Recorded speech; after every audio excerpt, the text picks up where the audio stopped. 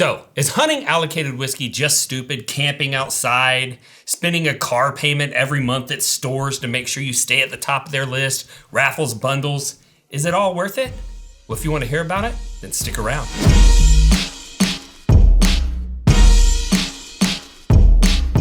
So just a quick reminder, if you're loving this content, we're going to keep producing this for you for free every week. But if you're looking for that next level, or you're just a supporter and you want to jump on board, we'd like to invite you to check out our Patreon. We got a lot of great things going on over there, behind the scenes footage, extended cuts. We're going to do some single barrels, in-person meetups, monthly lives. We're going to be able to have a drink together and sit down and talk.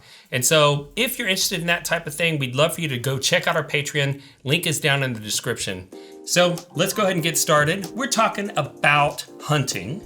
And I have my good friend Curtis with me, who probably hunts more than most, I would say. I did for about 2 years, but then I kind of became more strategic in my hunts, if you want to call it. Right, and this was one of your special finds. What's this that we're about to open up? You know, this is King of Kentucky, and there's an interesting backstory there. And I hunted for 2 years to find GTS, George T. Stagg, and it became quickly one of my favorites just through all the samplings. It wasn't because I said, oh, I want it to be my favorite. It just was. And actually, the blind that I did, the double blind with you, was one that really kind of solidified that, because I had no idea what I was drinking, and it was my number one, right? In that instance. But long story short, through meeting folks within the bourbon world, they said, oh my gosh, well, if you like GTS, then you need to try King of Kentucky. Okay. Right? Well, it's not around here. It's nowhere to be found. So it's like this phantom unicorn that exists, and you hear about it in various places, but never here. Well, I sought out and had to find one myself.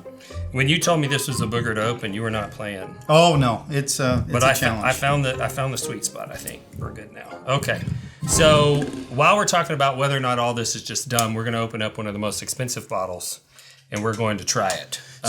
So when I was interested, I had people send me samples, and I think that's the one thing about BRTC and Someone Say Whiskey, that people are willing to send samples and give you a taste of what they enjoy. And this was the perfect example, right? So that kind of set me on my journey.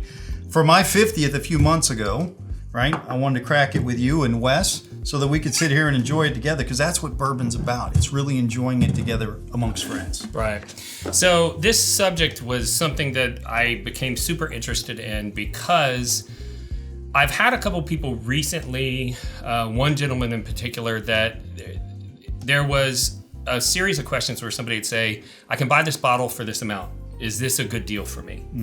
And the person got very frustrated and said, how could somebody answer that question? There are so many factors that go into whether or not this is a good idea for you as an individual.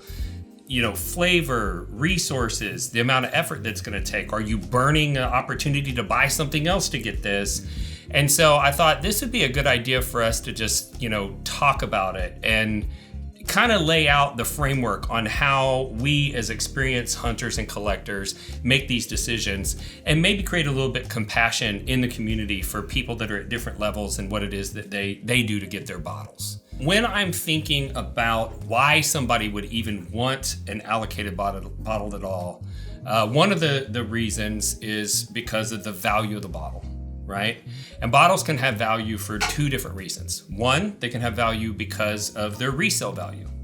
And there are some people that like to hunt these bottles and hold on to them because they think that at some point in the future they may want to sell them and that they'll be able to make a profit on it.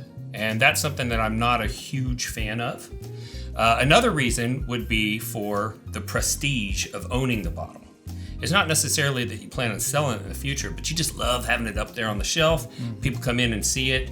And, it's like seeing somebody who's driving in a supercar or on a yacht or something like that, right? It gives them that little bit of bump of prestige among the people that see it. And the third reason that you might want some of these bottles would be for the memories and the experiences that you can create with them, right? I would add a fourth category, and I think some of us buy bourbon because people we care about or know like a certain bourbon, and so we want that, but then the value helps us to decide whether or not A, we like it enough, or B, we may turn around and move it later, not to make a profit necessarily, but because they don't want to get stuck with it. I mean, like, oh my gosh, I paid $500 for this. How do I get rid of it because I really don't like it, right? Right. So I think there's that fourth element that brings into why do we take on and want that elusive unicorn that everybody else has? Hey, nice hat. Hey, thanks. Nice lanyard. Nice rocks glass. Thanks, man. Nice travel case. Nice blend topper. Thank you. Nice candle. Nice bottle bag. Thanks, man. That's a nice tumbler. Nice woman's t-shirt. Oh, thanks.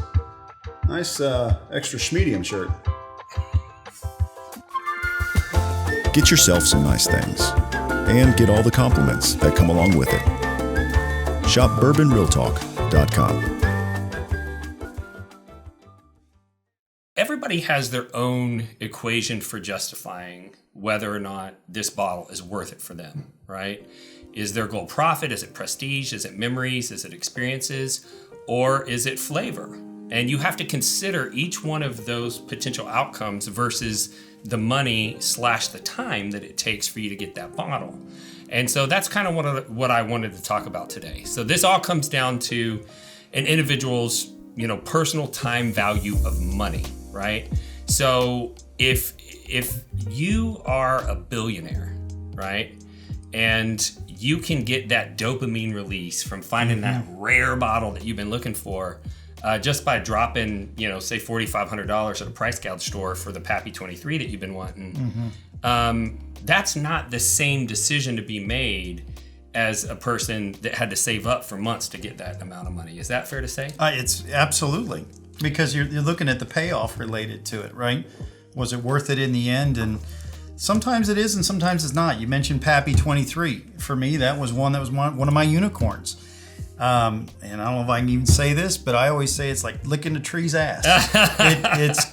And I like oak, but it has that taste that it's just not my preference. Do I want one just to have on the wall and kind of the skin? Sure, I'd love one, but I no longer is something I gotta have because it's not something I'd go, hey guys, try this, you'll like it. It's not one of those moments. Right. Yeah, and so there are those bottles out there that. And my big fear is, one, there's something in the whiskey world that destroys community. And it's when one person sees another person make that value judgment for them, okay? And they put themselves into the situation to have to make that call for themselves, come to a different conclusion. Right? Either I would have bought that bottle or I would not have bought that bottle. And then they try to tell the other person that they made the wrong choice, right? And that's something that I see far too often. And it's something that we're trying to eliminate from Bourbon Real Talk community and just let people make their own decision. There's many ways to say it, but if you don't have anything nice to say, don't say it at all. That's what I was taught and that's how I was raised. And, I think that's true in the bourbon community. Everybody's got an opinion. I mean, we all do. And let's face it, that's what I actually love about bourbon is everybody likes something different. And let's say we open this and you taste it and Wes or anyone else and they go, I don't care for it. That's okay. That's all right, right? But the value to me is I get to share it with people who've never had it before. I enjoy that more than myself enjoying it, which may sound weird to many, but that's how you create the bond between folks. This bottle itself, it was around $2,200 on secondary, roughly about 4 months ago. And it's still around $2,000. I think the retail is somewhere around $200-ish. I'll never see it for that. So for me, am I going to spend $2,000 on a bottle? No. But this is the most I've ever spent on a bottle. It was $800 and some change, right? And somebody go, well, is that worth it? To me, yeah. Right. Do you know how many pours I'm going to get out of this meeting other people? Plus, I like it. But it is one of those that I'll put aside. It won't be a daily drinker, but it'll be one that I may bring to a bottle share and say, all right, give it a try. Right. And just knowing you may have touched 10, 20, 30 people that have had a chance to try something they never had, to me, that's what I love about sharing. Right. Well, and that's one of the battles that I face because I do get the opportunity from time to time to buy a rare allocated bottle. And at this point, I've tried pretty much everything that's out there with very few exceptions. And I have been put in a situation where I had the opportunity to buy a bottle that I knew I did not like. Right? And maybe it's an expensive bottle, right? Perfect example would be Elijah Craig 18, right? I've seen them for $160 to $200. I do not like it. It is a single barrel. There's some variants there. And I've had some that I liked more than others, but I've never had one that I liked. And so somebody would go, well, why would you pay $200 to get a bottle that you know that you don't like? And that's why I'm trying to explain to everybody out there, it's not just about flavor. And in fact, I would say that all of the most expensive bottles, their sole reason that they are worth that much on the secondary is not because of flavor. Oh, I would agree with that. It's more like the ability to attain it and how scarce it is, right?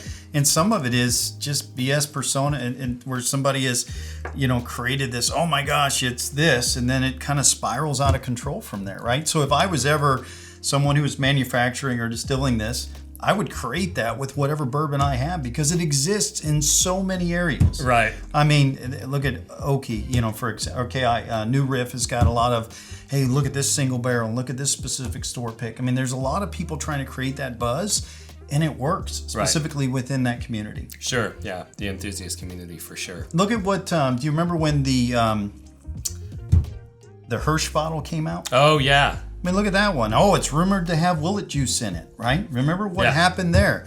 And the value went from a $90 bottle to several hundred quickly with no facts or foundation to say, oh, yeah, it is.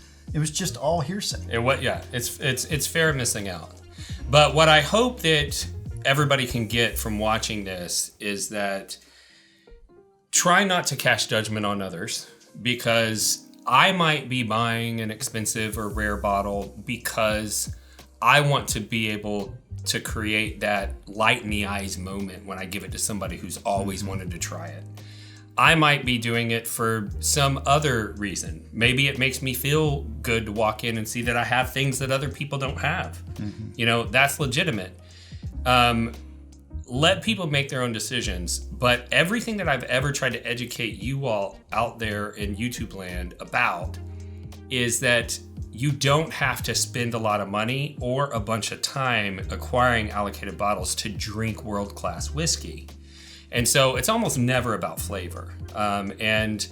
If ever you're in a situation and you see somebody has gotten some bottle and it irritates you, just put yourself in a couple of extreme situations, right? Ask yourself, if this person was a billionaire and it wouldn't be worth their time to bend over and pick up a $100 bill if they lost their stream of income for the time that it took to pick it up, maybe they can make that decision a little bit differently than you would. And you have to leave space for other people to assign that value. But what I do want the conclusion to be is that I don't want anyone spending money on a rare bottle that they don't have to spend. Don't put yourself in a bad financial situation because of fear of missing out. That's something that it would make me feel sick to know that y'all saw us open a bottle or saw us do a review on a bottle and you put yourself in a bad financial situation trying to chase that experience because, like I said, none of these bottles are selling for all that extra money simply because of flavor. Now, and what did it for me, and for me over the course of 3 years, I joined secondary pages, not because I wanted to trade or sell. I wanted to learn, and people don't realize that when you're getting into bourbon, you're learning about everything from price points to what you like, what proof point, and so on. And I think that you can't undervalue that enough, that as you're learning from secondary, you realize there's guys who have cases of stuff that you dream of. And I mean cases. Cases, yeah. And not one or two, like we are, some guy arbitrarily won something at a raffle and said they want to make $1,500 off of it. Cases. It's a business for them. And I think for me, about 2 years ago, light switch, kind of went off, and it's like, wait a minute. It's not that valuable. It's just brown water. I think somebody told me you pee it out, right? Every brown water becomes pee. Yeah. And I think you have to remember that with bourbon. So drink what you like, right? Don't worry about what somebody else likes, because while it may influence you, you all have differences, and that's okay. Right. Well, I'd say in conclusion, what I hope that you learned is that is chasing allocated whiskey stupid? You can only answer that question for you. You cannot answer that question for somebody else. They have to decide whether or not it's the right decision for them, their financial situation, and the time that they have to sacrifice. So we'll leave it at that. If this is your first time tuning in, I'd love to tell you about our show philosophy. We're all about bringing people together around bourbon. And that's something that's really important to us because I did lose a loved one to suicide in 2014. And that made me want to go out and find ways to create connection and community so that no one has to feel the way that my brother did whenever he decided to take his life. And I saw the connective power of bourbon. And that kind of motivated me to start this channel because I figure if I can get you connected to whiskey, the whiskey will do the rest of the job and get you connected to others.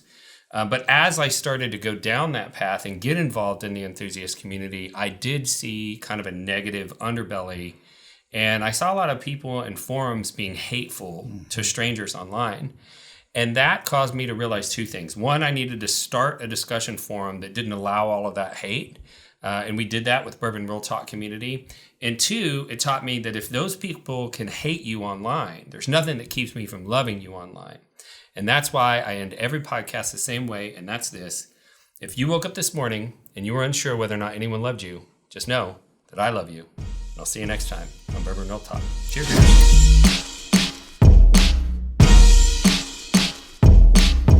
A whiskey troll is a person who seeks negative attention and uses contrarian attitudes to derail civil discussion in online forums.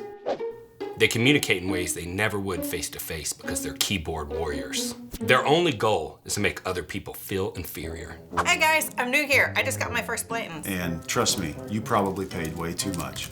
I don't care much about the blends, but nice. There's no way that she didn't buy that at secondary. Idiot. Oh, I know how you got that bottle. So, are you sick and tired of the whiskey trolls running your fun online? Well, that's why we started Bourbon Real Talk Community. Congratulations. Let me know what you think when you open it up. Hey, welcome to the group. Let me send you over a sample of Blanton's Gold and straight from the barrel. See how you like those. I remember back to my first bottle of Blanton's. It was the birthday to my son, and we enjoy it every year on his birthday. Congrats. So if you're looking to connect with some people online who aren't, head over to facebook.com and join Bourbon Real Talk Community today.